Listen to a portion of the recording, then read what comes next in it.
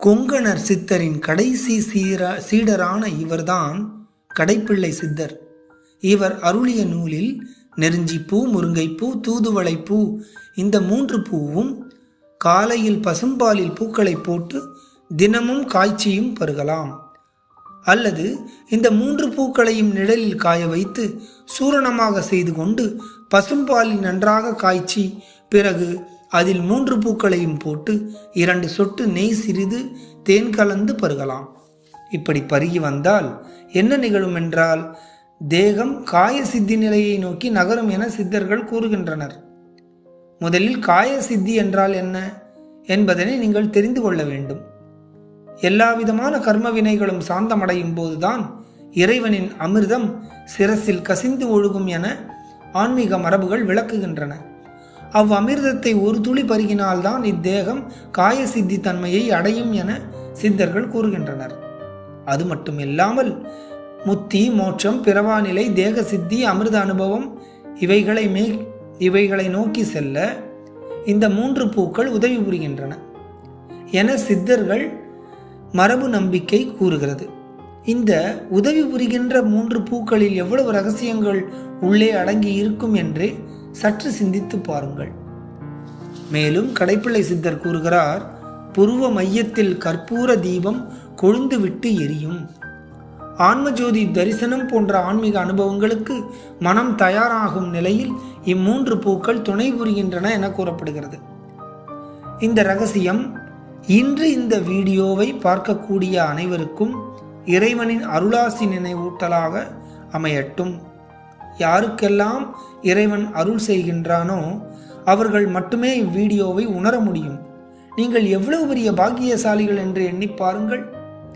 இந்த நிலை அடைவதற்காக இவ்வுலகில் நீங்கள் என்னென்ன செய்து கொண்டிருக்கிறீர்கள் என்று சற்றே சிந்தித்து பாருங்கள். ஒவ்வொரு மனிதனும் சிவனின் நெற்றிக்கண்ணை பார்த்திருப்பீர்கள். தங்களுடைய நெற்றிக்கண்ணை திறப்பதற்காக உள்ளுணர்வு சாவியாக இந்த முருங்கைப்பூ, நெருஞ்சிப்பூ, தூதுவளைப்பூ குறிப்பிடப்படுகின்றன. இந்த பூவை மரபு முறையில் பயன்படுத்தி வரும் காலத்தில் பலவிதமான ஆச்சரியமான மாற்றங்கள் நிகழும் என சித்தர் மரபு கூறுகிறது.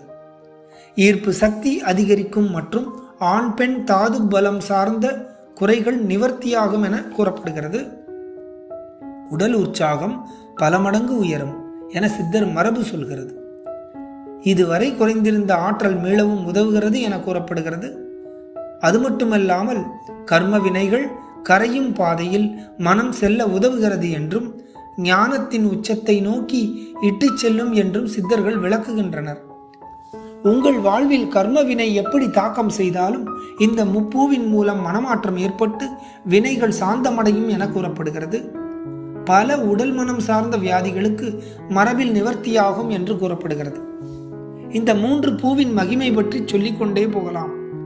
இப்பூவை மரபு முறையில் பயன்படுத்தி வரும் காலத்தில் மன உற்சாகம் மற்றும் ஆற்றல் மன்மதனுக்கு நிகரில்லாத அளவு உயரும் என கடைப்பிள்ளை சித்தர் குறிப்பிடுகிறார். அடுத்து பூக்களை பற்றிய சித்தர்கள் பாடலில் என்ன கூறுகிறார்கள் என்று பாருங்கள். கூர்மையுள்ள தாது புஷ்டியாகத்தானும் நல்லுறவாய் உண்டாக குணத்தை கேளு, நலமான ஆவினூடை பாலிலேதான் தொள்ளுதிர நெருஞ்சி பூ, முருங்கை பூவும் துப்புரவாய் பாலிலிட்டு காய்ச்சி மைதா தெள்ளுதற்கு கட்கண்டு பொடித்து போட்டு சிவசிவா உதயத்தில் புசித்திடாயே, சிவசிவா உதயத்தில் புசித்திடாயே, புசித்திடுவாயிராறு தினமும் மைந்தா பூரணமாம் தாதுவது புஷ்டியாகும், வசித்ததொரு தேகமது சித்தியாகும், மன்மதனும் நிகரில்லாவலு உண்டாகும்,